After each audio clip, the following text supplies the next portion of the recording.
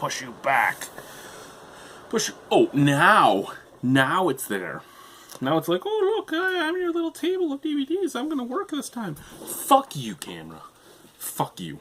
Good day, YouTube, and welcome to another episode of the Albino Rhino Beer Review. Somebody's Facebook messaging me. I can see it on my cell phone right now as we're talking to it. Don't know who it is or what they're saying. I can just see the blue screens popping up. What are we gonna drink? I should really put the camera into airplane mode whenever I do a review. That's what I should do. That's probably what I'll do from now on. I have two beers I want to drink tonight. They're both over there. You know what? Let's do this one. Let's do, from the Mill Street Seasonal Pack. This is Mill Street's Black Watch Scotch Ale, which is 6% alcohol. So yeah, there you go. Mill Street's Black Watch Scotch Ale. Our tribute to the valor of the famous Highland Regiment. This traditional Scotch ale has deep caramel toffee, what? This Scotch ale has deep caramel toffee palate to keep the cold and kiss of hops to... Okay, Joel, I don't know who your marketing guy is, and the same to you, Salim and Roger, if he's still there, and Steve. All of you do a great job, and I'm sure you're going to continue to do a great job, even with Labatt owning you. But you might want to get Labatt to proofread your stuff from now on.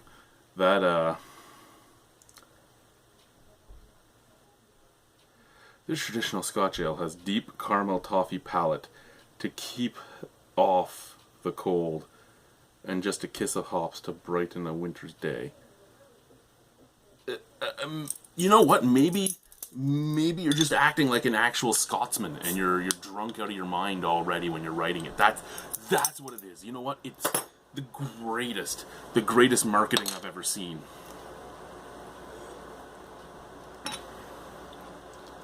We need to be already drunk. We're Scottish. We're making a Scotch ale. And we're going to write it like we're Scottish making a Scotch ale. Beautiful color. It's a nice reddish color. That's a beautiful color, for sure. That's exactly what I like to see. I mean, you know, anyone that really watches the show, that I like my darker beers more than my lighter beers. I mean, there are a lot of lighter beers I still love, but darker beers just hold a special place in me, and visually, they're more appealing to me. The head is that nice, like, off-white, almost like the beginning of the brown eggshells scent. Ooh.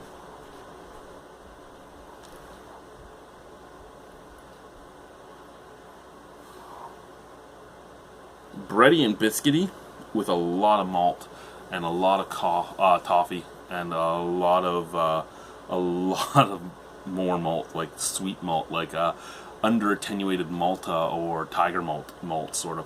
Not full on Tiger malt or Malta or Horlicks or anything like that, but just reminding me of that. If it wasn't for the toffee and then the breadiness, it would probably escape out to me as full-on Horlicks or Malta or Tiger. But because of that breadiness, it comes back as a little bit of a more subdued sweetness. Let's try it. Cheers.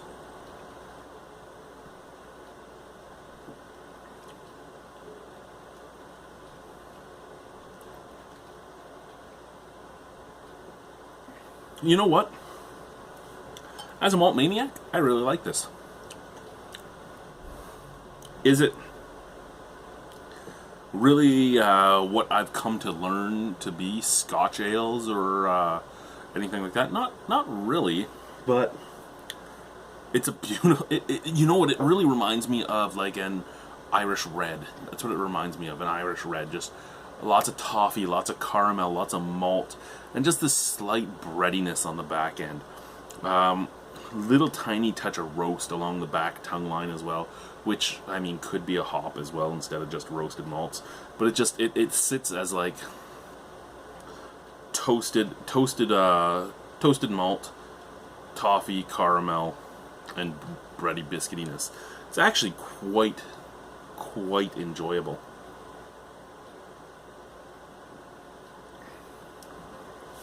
And I mean, I always find that the Mill Street seasonal packs are hit or miss, because they're either going to be something you like or something you don't.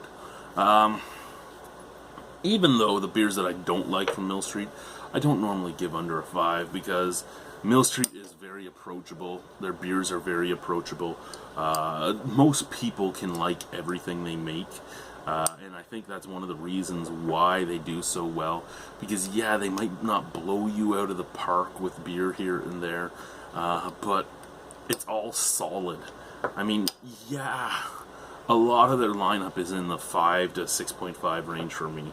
But that's just my own personal taste because of the things I personally like. But thinking back, I don't think there's... I think maybe... oh, that Parrot one. What was the Parrot IPA that they did last summer or something? It was Paradise IPA Tropical. That's, I think, the only one of their beers so far that I just haven't liked at all.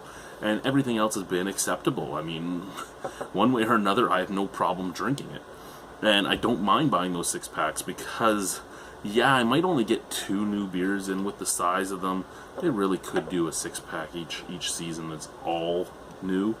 But I'm not talking the 3 and 3 they did before. You know what? I'd rather actually get them with the with 4 mainstays and 2 seasonals than 3 of each of them, because sometimes the seasonals aren't that great. But you easily could make a seasonal pack that's like, you know, two brand new seasonals, 2 returning seasonals, and 2 brew pub favorites for the season or something like that. And I mean, it could be done. I understand why it's not. I'm just saying, with the amount of beers that Mill Street's gone through and the size they have and the abilities they have, they could do it, and you could have some more nice, enjoyable beers. But I don't mind buying the pack, because I'll drink those 4 beers on a BDU night, and I'll have... I actually really like the spring and summer when the lemon tea one comes out. I know people hate the lemon tea beer, but I don't mind it. But yeah, you know, I'll sit back and I'll drink the 100th Meridian, the organic, the cobblestone, the porter, whatever they put in there. I'll drink those during a night of BDU, because it gives me 4 beers to drink that I don't actually hate. I mean, that's just the way it is. And I don't actually hate this one. I actually could go out and buy this myself. And I say that because I know that when I give my ratings, some people go, well, I think it's better. You gotta remember, my ratings isn't as much exactly where I think it is. I mean, it does have that to do with it, but my rating system has to do, again, with whether I'd recommend the beer, whether I'd buy it myself, whether I'd search it, that sort of stuff. So I would buy this. I just wouldn't go out of my way to find it.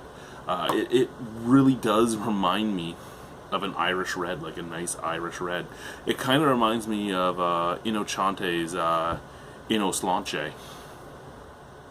You know, like kind of like that, or maybe Rich Man's Rickard's Red, because it has a lot more flavor than Rickard's Red, if you know, and it costs more, if you know what I'm getting at.